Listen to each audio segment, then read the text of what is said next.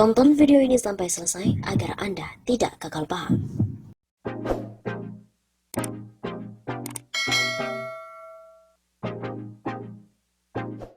Untuk selamatkan Indonesia, Jokowi dan Ma'ruf Amin diminta untuk mundur.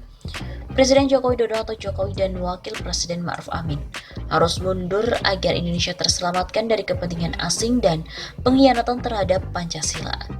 Kami mohon kepada Bapak Presiden dan Wakil Presiden untuk dengan hormat segera mengundurkan diri. Begitu kata Aliansi Profesional Indonesia Bangkit atau APIB dalam pernyataan kepada redaksi pada hari Rabu 20 Mei yang lalu. APIB merupakan kumpulan purnawirawan TNI dan tokoh masyarakat. Kolonel Purnawirawan Sugeng Waras masuk menjadi bagian dari APIB. Ada juga Legend TNI Purnawirawan Yayat Sudrajat, Mejen TNI Purnawirawan Sunarko, Mejen TNI Purnawirawan Dedi S. Budiman. Menurut APIB, desakan mundur Jokowi dan Ma'ruf Amin karena kebijakan tidak berpihak pada rakyat. RUU Omnibus Law sangat menguntungkan kapitalis komunis, tapi sangat merugikan rakyat. Melanggar Undang-Undang Dasar 1945. RUU Nomor 1 Tahun 2020 yang menjadi undang-undang sangat menguntungkan koruptor dan kapitalis komunis, tapi juga merugikan rakyat. RUU Minerba menjadi undang-undang sangat menguntungkan kapitalis komunis, tetapi sangat merugikan rakyat dan anak cucunya. APIB juga mengkritisi RUU Haluan Ideologi Pancasila atau HIP yang tidak memasukkan ketetapan MPRS nomor 25 tahun 1966 dalam konsideran.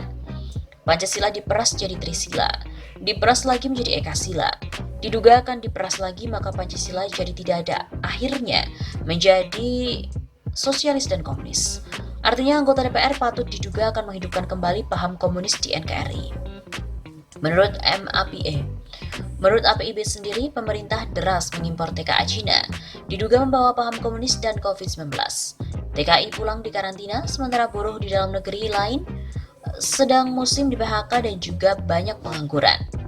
Harga BBM rakyat minta diturunkan, pemerintah pun tak pernah menurunkan. Malah iuran BPJS dinaikkan saat musim COVID-19 dan musim PHK serta banyak pengangguran. Hal ini merupakan kebijakan yang sangat menyengsarakan rakyat. Begitu katanya.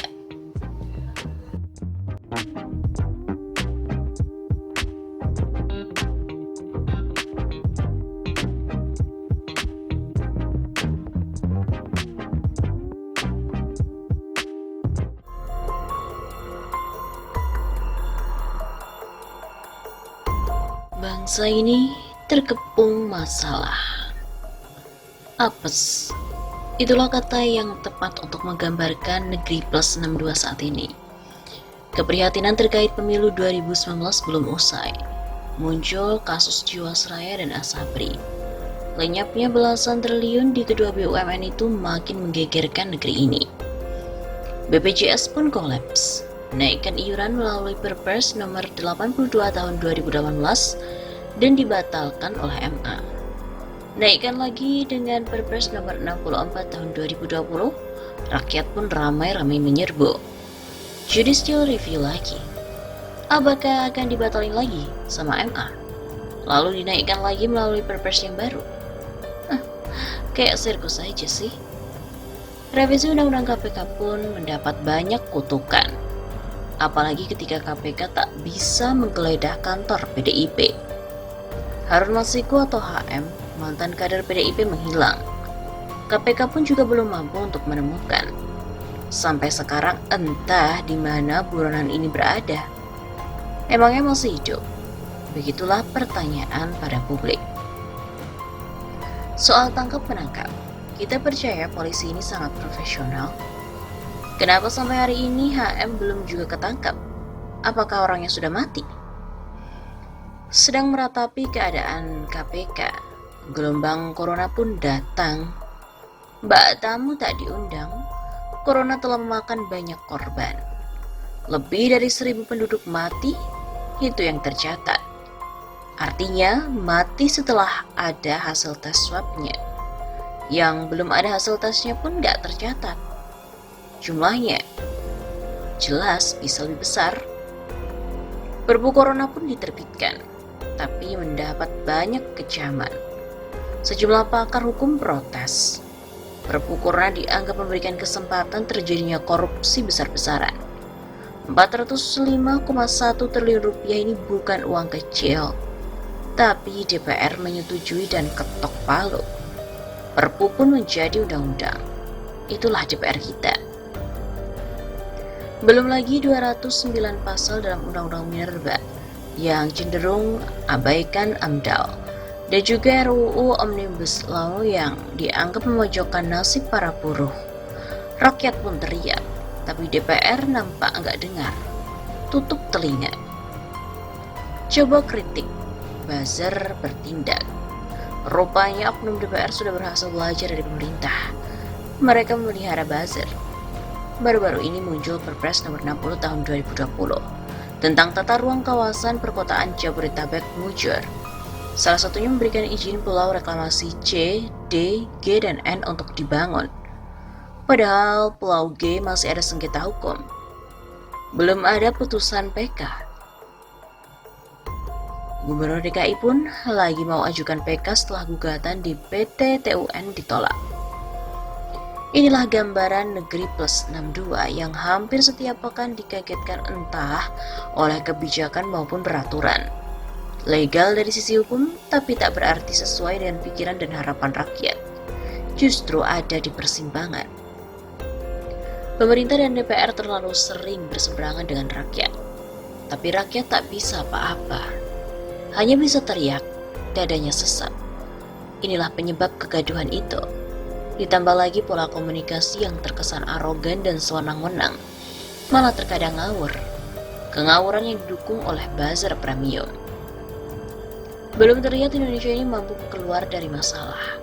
Ketidakadilan hukum dan kegaduhan politik masih mendominasi di media. Lebih-lebih dari sisi ekonomi, pertumbuhan ekonomi hanya 0,2%. Sudah defisit 500 triliun. 80% negeri ini tergantung pada pajak, tapi pajak tak lagi bisa diandalkan. Ekonomi megap-megap membuat pusat pun kewalahan bayar hutang. Dana bagi hasil atau DBH ke pemerintah daerah, mereka juga megap-megap, termasuk hutang ke Pemprov DKI. Cari alasan, belum selesai diaudit BPK. BPK pun teriak, apa urusannya dengan kami? BPK ngamuk. Solusinya sejumlah menteri serang gubernur. Yang tampak muka dari bangsa ini justru semakin dikepung oleh masalah. Keadaannya makin mengkhawatirkan lagi ketika negeri plus 62 ini impor TKA dari Cina saat pandemi COVID-19. Kepada 9 tokoh oposisi, yaitu Dr. Abdullah Heha Mahua, Profesor Dr. Din Syamsuddin, MH Ainun Najib, Habib Rizik Syihab, Dr. Refli Harun, Dr. Rizal Ramli, Rocky Gerung, Kiai Haji Najih Maimun, dan Said Didu. Rakyat berharap ada koalisi kebangsaan, melibatkan para tokoh yang punya perhatian serius untuk menyelamatkan bangsa ini. Tugasnya, mengingatkan, menekan dan mendorong pemerintah untuk keluar dari kepungan masalah bangsa ini dengan cara yang tepat. Keluar dari masalah tanpa masalah, bukan keluar dari masalah dan menambah banyak masalah.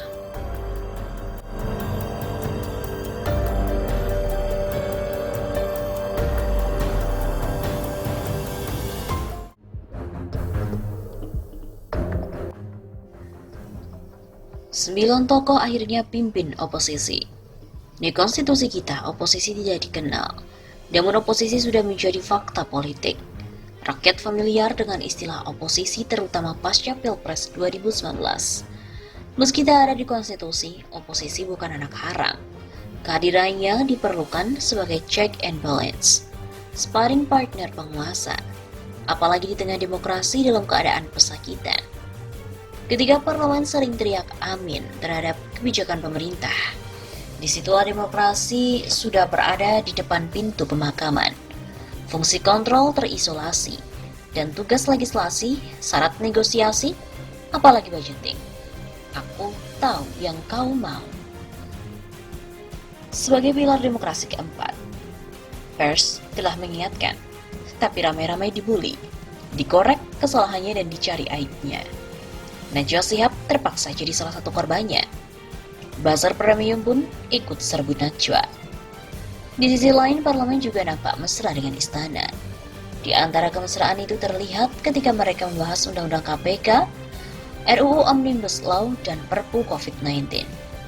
Parlemen dan eksekutif terlihat khusyuk berjamaah. Keduanya tampak kompak, enak dilihat, bikin rakyat layar-layar lalu ngantuk dan tertidur. Saat rakyat lelap, dibuai janji indah pemilu yang tak tertunaikan, dan mandulnya fungsi kontrol parlemen, maka lahirnya para tokoh oposisi. Para tokoh ini hadir untuk mengisi ruang kritik yang seringkali ditinggalkan oleh Bapak Ibu Dewan yang terhormat. Setidaknya ada 9 orang yang didaulat rakyat untuk memimpin oposisi. Mereka bangunkan rakyat dari tidur layar-layarnya. Para tokoh ini membawa kentongan dan berteriak, negara tidak aman dan terjadi banyak perampokan. Karena itu jangan tidur, ayo bangun. Begitu teriak para tokoh oposisi itu.